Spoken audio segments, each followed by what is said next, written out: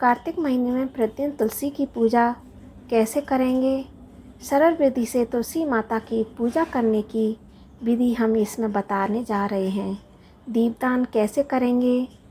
सुबह करें या शाम को करें?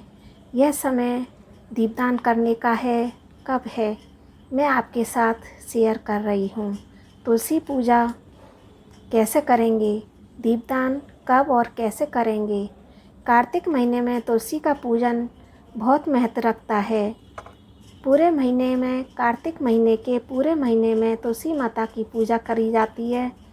तुलसी का दीपदान किया जाता है और तुलसी माता के पास दीपदान करने से पूरे महीने आप पर तुलसी माता की कृपा बनी रहती है।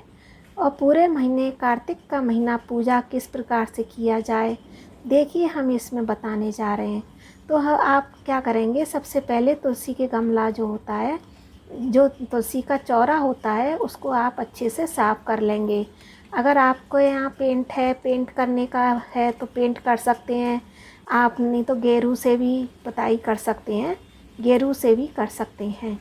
ये जो गमले होते हैं इनको हम साफ़ शुद्ध और अच्छा स्वच्छ कर लेंगे। फिर उसके बाद हम तुलसी के पास अच्छे से सफाई कर लेंगे। एक दिन पहले ही यह सारा काम कर लेंगे। फिर आप एक दिन पहले अगर नहीं भी कर सकते हैं तो कार्तिक महीने की शुरुआत वाले दिनों में आप अच्छे से यह सब काम करके निपट जाएं। तुलसी के पास अच्छे से मिट्टी का गमला हो, गमले में तुलसी चौरा हो, उसके बाद तुलसी माता की पूजा करेंगे।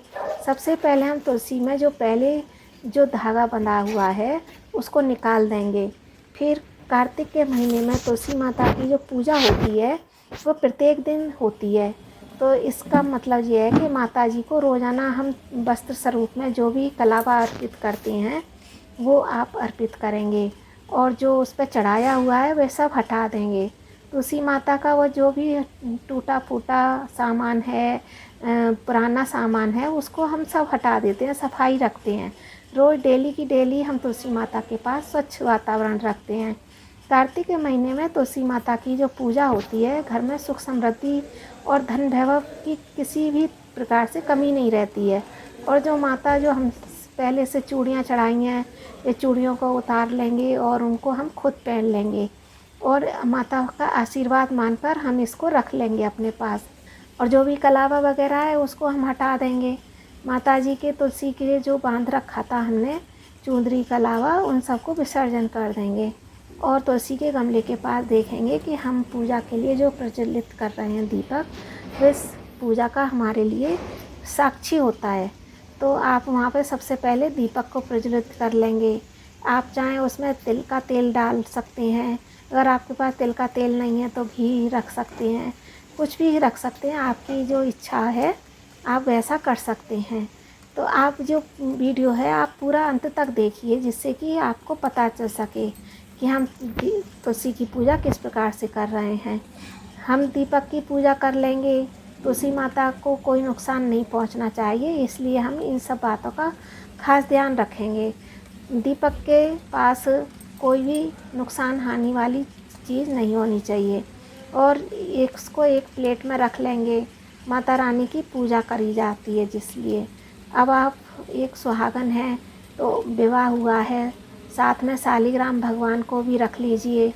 वैसे तो शालिग्राम भगवान को इसलिए रखा जाता है क्योंकि उन्होंने शादी की है, शादी का महत्व है। लेकिन हम जो पर्व मनाते हैं, बहुत से लोग इस चीज़ को नहीं मानते हैं, लेकिन हम देवउठनी 11 का एक पर्व मनाते हैं उनका, इसलिए हमें डेली तुलसी माता एक सुहागन है तो उनको आप सिंदूर लगाइए और उनके साथ शालिग्राम भगवान की पूजा भी कीजिए।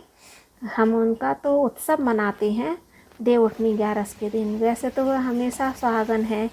हम सिंदूर लगा लेंगे माता रानी के और सिंदूर लगाने के बाद उनके मांग में जो जैसे लगता है ऐसे गमले पे लगा देंगे, 5-6 टिक्की लगा देंगे।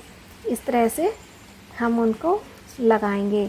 तुलसी माता के लिए तो कहते हैं कि तुलसी माता का विवाह हो चुका है, ठीक है। अब आप देखिए धूप प्रज्वलित करेंगे, भोग लगाएंगे और फल का भोग भी लगा सकते हैं, मिश्री का भोग भी लगा सकते हैं, बतासे का भोग भी लगा सकते हैं।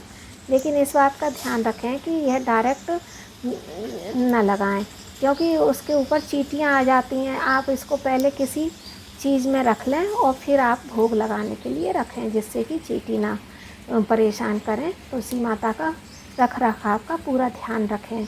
और धूप दीप से आरती कर लेंगे। हमने जो दीप प्रज्वलित किया है, आरती करने के बाद उसको 3 बार हाथ में जल लेकर उसको 3 बार हम घुमा देंगे।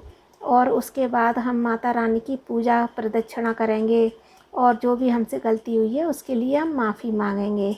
आप प्रदक्षिणा अपनी जगह पर ही रह के 4-5 बार, 11 बार, 21 बार इस तरह से घूम सकते हैं उसी जगह। अगर माता जी के तुलसी के गमला चौरा के सामने अगर घूमने की जगह है तो आप चारों ओर भी घूम सकते हैं, वरना अगर नहीं है तो आप अपनी ही जगह पर खड़े होकर बार बार घूम सकते हैं।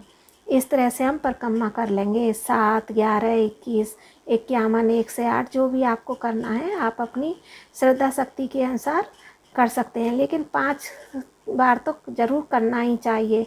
प्रतिदिन आप उनके वस्त्र वगैरह जो भी कला हुआ स्वरूप है उनको हटा दें, चढ़ाया हुआ है, और शाम को दीपदान ज़रूर करें। अगर आप मॉर्निंग में नहीं कर पा रहे हैं तो शाम के टाइम तो ज़रूर ही करना चाहिए। जैसे 5 से 5:30 बजे के बीच में दिन में आप सुबह ही सुबह कर सकते हैं दीपदान, या फिर शाम को आप कर सकते हैं। इस तरह से आपको हमारा कार्तिक के महीने में तुलसी की पूजा और दीपदान का महत्व के बारे में पता चल गया है। अब आप किस तरह से पूजा करेंगे ये आपकी श्रद्धा और भक्ति के साथ माता रानी आपको आपका आशीर्वाद बनाए रखें। खुश रहें, मस्त रहें। जय श्री कृष्णा, राधे राधे। अगर आपको हमारी वीडियो पसंद आई है तो अधिक से अधिक शेयर कीजिए, लाइक कीजिए और कमेंट कीजिए।